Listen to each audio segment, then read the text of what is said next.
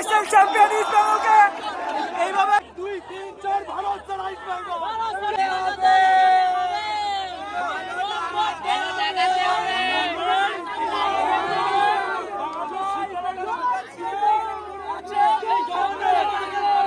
জয় east Bengal, জয় জয় নিজের নামে, নিজের নামে, নিজের নামে, নিজের নামে।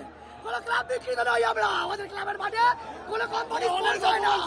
অনেক অপমান আজকে সব